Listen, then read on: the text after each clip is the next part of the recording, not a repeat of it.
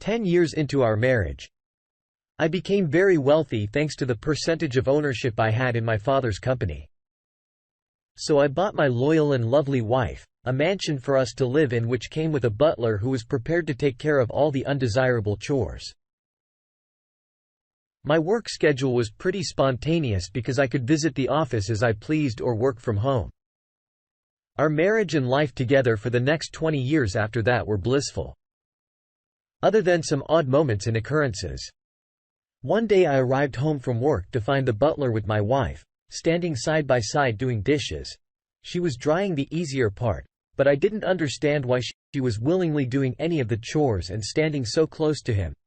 Their elbows touched a few times and I coughed to let them know I was there. My wife jumped, but he just moved away from her a little bit. She said she felt bad. He was in here all by himself. So she wanted to keep him company and help a bit. She was so cheery and warm. I couldn't tell if she had any ill intentions. Another time I came home to find her lounging in the pool with the butler, gardening and staring at her. They laughed a few times before I came out to greet them.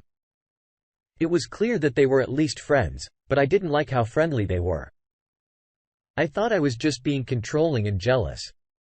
So I accepted that my wife was friends with and cared about the butler. What was the harm in that if I trusted my wife of 17-ish years? At this point, we spent every moment I wasn't busy together. I loved her and I could tell she loved me yet. Another odd occurrence was when I walked upstairs to find the butler closing our bedroom door. It had been hours since I was upstairs because my wife was still sleeping.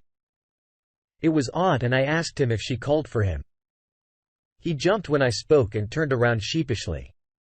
Although I could tell he wanted to act normal. He stammered and said she called to ask him for some water. I accepted that for a moment but reminded him that he was not to enter our bedroom or open the door. He didn't know what to say besides, "Yes, sir." He walked away quickly and I opened the door to find my wife in her panties, drinking water. I asked her if the butler saw her like that and she said, "No, she just took off her robe again." I was skeptical. I was heavily considering hiring a new butler. It seemed like she was flirty with him at least. And I didn't like that. He was most likely in our bedroom with my wife in her panties before I could terminate him. I saw him smelling my wife's panties. I know it's really bad. Really ballsy. I caught him on the security camera. I told him that was unacceptable and made my wife really uncomfortable. I didn't even tell her about it. But when I told him she was uncomfortable, he instantly looked like he didn't believe me. That ticked me off. I told him he was fired. I hired someone else this time, a female maid, since I knew my wife was straight. I decided that even if I was jealous and protective, it was a smart decision. 1 week later, I arrived home to find the maid outside gardening. I went upstairs and found the butler. I fired coming out of our bedroom once again, except this time he was dressed in regular but still kind of formal clothes. He looked at me like he was amused but inconvenienced because I was there and saw him. I asked him what he was doing in my house again and he told me my wife hired him for something else. He said it with such nerve. All I wanted to do was punch his smug face. I told him to leave and not to come back no matter what. My wife told him as she walked away. I went into the bedroom and found my wife wearing a skimpy little nightgown. I asked her what was happening and she looked nervous. She said I was home earlier today than the week before. And I told her she always knew my schedule was spontaneous and not to change the subject. She turned red and told me I was freaking out over nothing. I asked her why she couldn't explain why she was here in her skimpy nightgown after the butler I fired just came out of the room. She was pretty stunned and said she hired him back for things around the house the maid couldn't handle. I asked if one of those things was helping her with her personal plumbing and lubrication. Her jaw dropped and she couldn't look me in the eye. Her cheeks must have been burning. They were so red. It looked like blood vessels in her face were showing up. It was crazy. Her face never turned that red in all the 30 years we were together. She finally said in a weak voice that if he did help her with that, it was nothing against me. I told her that it most definitely was against me because she belonged to me. We were life partners and only I was permitted to help her with her plumbing and lubrication. She said she wouldn't ask him to help her again, and asked me not to worry about it anymore. I asked if that meant she was admitting to sleeping with him and she was silent. She nodded. Yes, very minimally with her eyes watering. Then she started speaking really fast about how it didn't matter. She just considered it a job. Nothing meaningful that would take away from our marriage, and she needed me to forget about it so that nothing changed between us.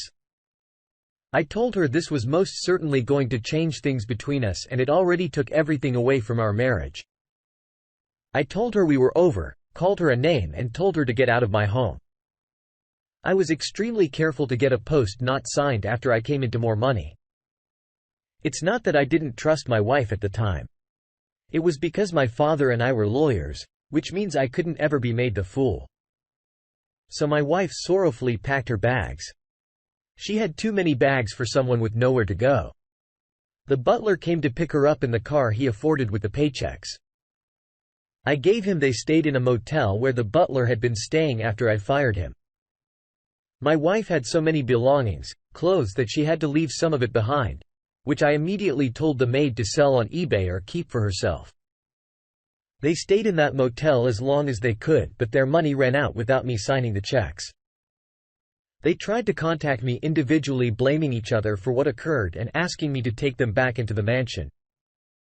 It was gratifying that they were turning on each other and failing to survive or do anything with their lives. Even to this day, my ex still tries to ask me for help and gives me some updated sob stories about where she is in life. It is not glamorous.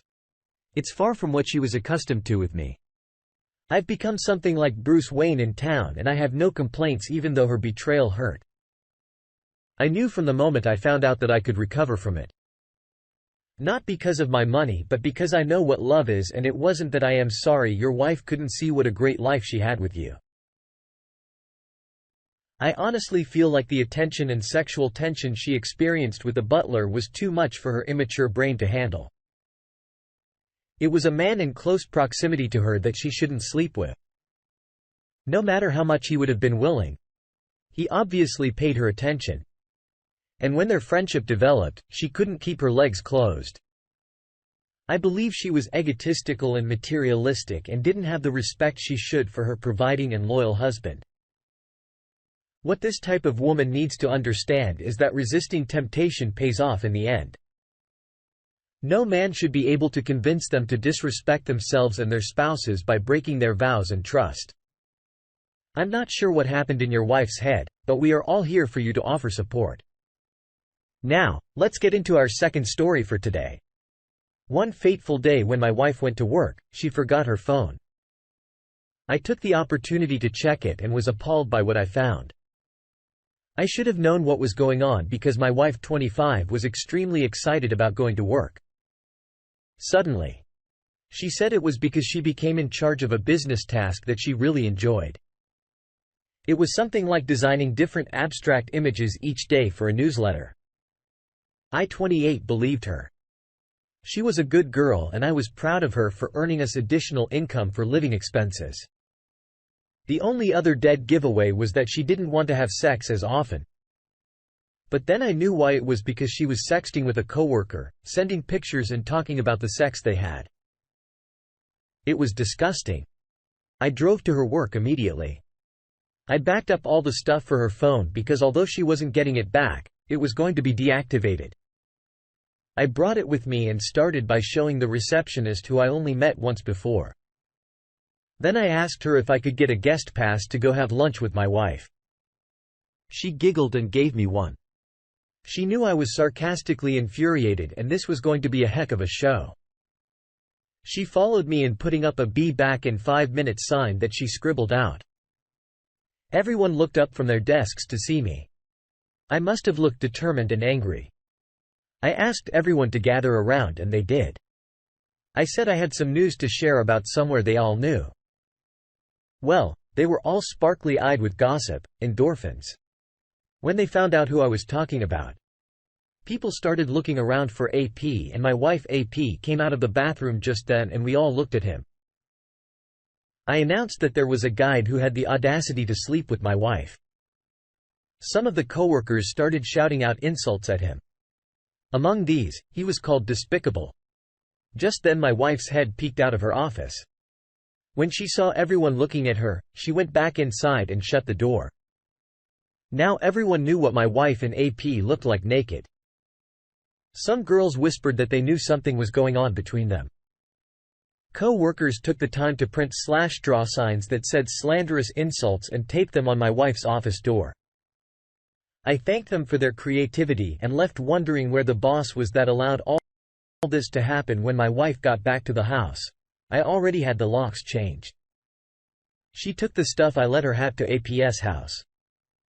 They both quit their jobs that day and walked out shamefully. In our town, there was just one major employer for like half the population. So when I shared with people the things my wife talked about and took pictures of everyone in the area, knew about it or saw it, it didn't take long for them to decide to move about 500 miles west.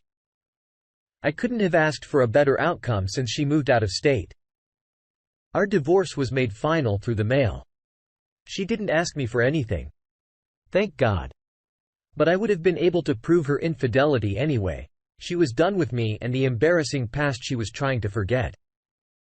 I felt the same way about her and couldn't be happier with the choice I made.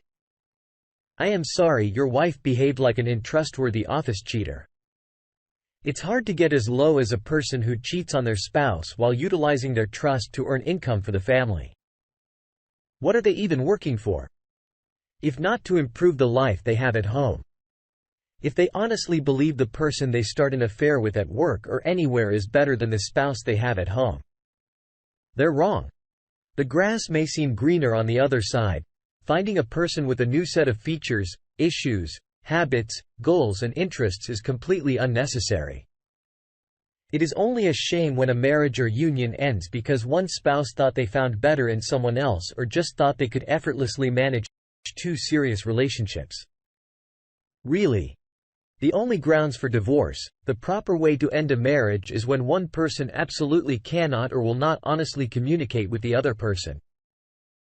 Thank you for sharing this story. I appreciate your bravery and bold confrontation. Thank you for taking the time to listen to today's stories. If you enjoyed listening, please feel free to like and subscribe if you haven't already.